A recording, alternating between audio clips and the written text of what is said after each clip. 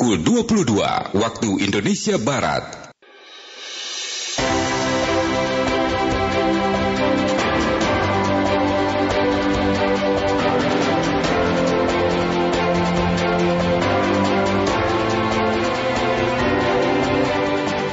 Dari Medan Merdeka Barat 45 Jakarta, inilah Radio Republik Indonesia dengan Warta Berita, saya Yudhistira. Sekretaris Jenderal Federasi Serikat Guru Indonesia FSGI, Heru Purnomo, meminta pemerintah daerah tidak menyelenggarakan pembelajaran tatap muka atau PTM terbatas jika angka kejadian positif COVID-19 di daerah itu mengalami peningkatan. Laporan selengkapnya bersama Rini Hairani.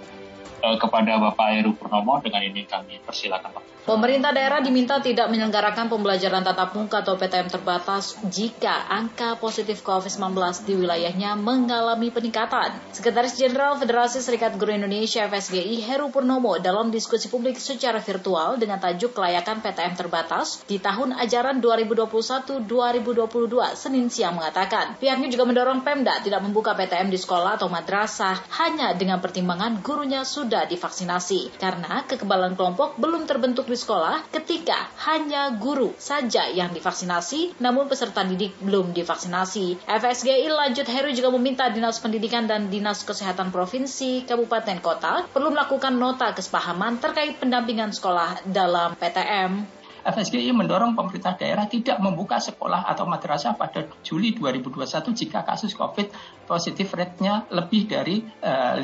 Artinya kami sinkron dengan KPAI. Yang kedua, FSGI mendorong pemerintah daerah tidak membuka PTM di sekolah, madrasah, dan sebagainya dengan pertimbangan guru yang sudah divaksin karena kekebalan kelompok belum terbentuk di sekolah ketika dan sebagainya. FSGI mendorong pemerintah daerah melibatkan ahli penyakit menular dan IDAI di daerahnya untuk meminta pertimbangan ketika mau buka sekolah di bulan Juli 2021 tadi.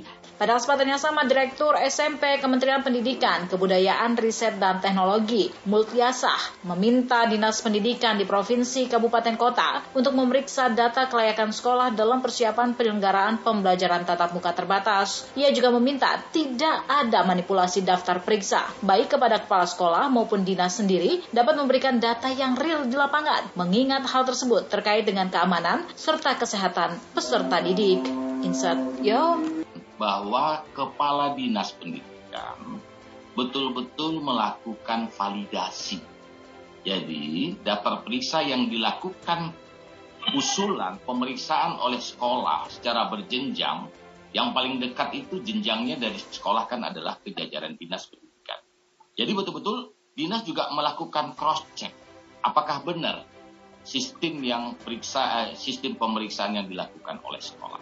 Diberitakan sebelumnya bahwa pemerintah mengizinkan dibukanya kembali pembelajaran tatap muka melalui surat keputusan bersama atau SKB yang ditandatangani 4 menteri. Di antaranya Menteri Pendidikan, Kebudayaan, Riset, dan Teknologi, Menteri Dalam Negeri, Menteri Kesehatan, dan Menteri Agama. Dalam SKB tersebut, pembelajaran tatap muka dapat dilakukan pada tahun ajaran baru 2021-2022. SKB juga mengatur sejumlah pertimbangan seperti tingkat resiko penyebaran COVID-19 di wilayah, kesiapan fasilitas pelayanan kesehatan, kesiapan satuan pendidikan dalam melaksanakan pembelajaran tatap muka sesuai yang dipersyaratkan dalam daftar periksa. Kemudian juga akses terhadap sumber belajar atau kemudahan belajar dari rumah dan psikososial peserta didik.